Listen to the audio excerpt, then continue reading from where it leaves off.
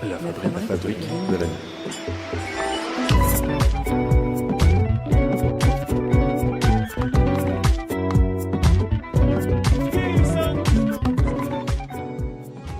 Anatole France n'est pas mort. Il ne mourra jamais. Quelques braves écrivains dans une dizaine d'années auront inventé un nouvel Anatole. Il y a des gens qui ne peuvent pas se passer de ce personnage comique, le plus grand homme du siècle, un maître écrivain. On recueille ses moindres mots. On étudie à la loupe ses moindres phrases, et puis on bêle. Comme c'est beau, mais c'est magnifique, c'est splendide, le maître éternel.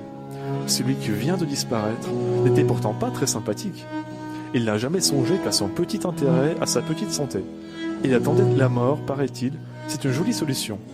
Mais à part cela, sérieusement, qu'a-t-il fait? À quoi il a pensé? Puisqu'il ne s'agit aujourd'hui que de déposer une palme sur un cercueil, quelle qu'elle soit aussi lourde que possible et qu'on étouffe ce souvenir. Un peu de dignité, messieurs de la famille. Pleurez toutes les larmes de votre corps. Anatole a rendu ce qu'on appelait son âme. Vous n'avez rien à attendre de cette mémoire molle et sèche, c'est fini. La nuit descend déjà. On reste étonné lorsqu'on a le courage de parcourir les articles nécrologiques de la pauvreté des éloges décernés à Feu France. Quelle triste couronne en sémili-celluloïde. On rapporte régulièrement le mot de Barès, c'était un mainteneur. Quelle cruauté, le mainteneur de la langue française. Cela fait penser à un adjudant ou à un maître d'école très pédant.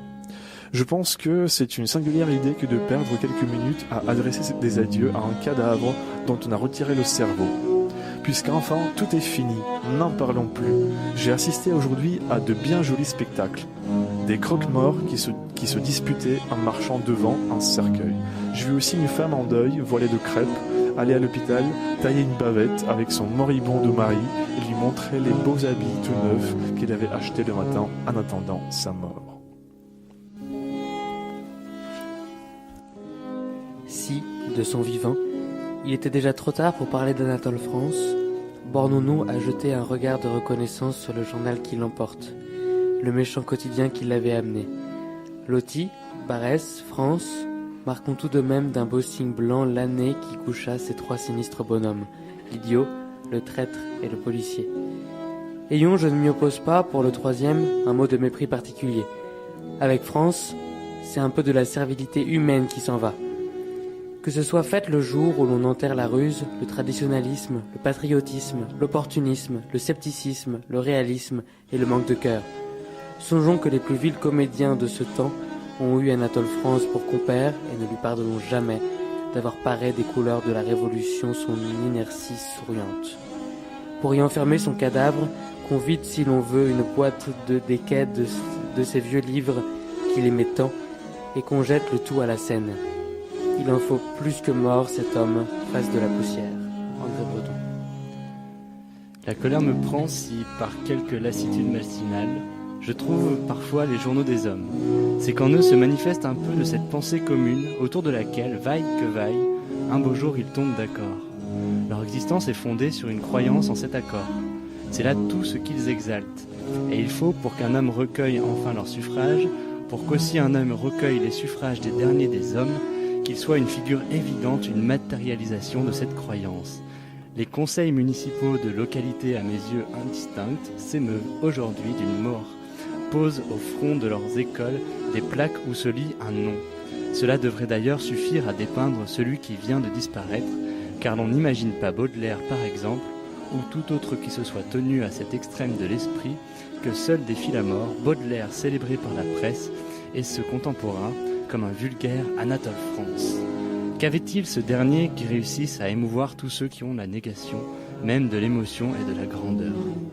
Je tiens tout admirateur d'Anatole France pour un être dégradé. Il me plaît que le littérateur que salue à la fois aujourd'hui le tapir Maurras et Moscou la gâteuse, et par une incroyable duperie Paul Painlevé lui-même, est écrit pour battre monnaie d'un instinct tout abject, la plus déshonorante des préfaces à Comte de Sade, lequel a passé sa vie en prison pour recevoir à la fin le coup de pied de cet âne officiel. Je me tiens aujourd'hui au centre de cette moisissure, Paris, où le soleil est pâle, où le vent confie aux cheminées une épouvante et sa langueur. Autour de moi se fait le remuement immonde et misérable, le train de l'univers, où toute grandeur est devenue l'objet de la dérision, l'haleine de mon interlocuteur est empoisonnée par l'ignorance, en France, à ce qu'on dit, tout finit en chanson, que donc celui qui vient de crever au cœur de la béatitude générale s'en aille à son tour en fumée. Il reste peu de choses d'un homme. Il est encore révoltant d'imaginer de celui-ci que de toute façon il a été. Certains jours, j'ai rêvé d'une gomme à effacer l'immondice humaine.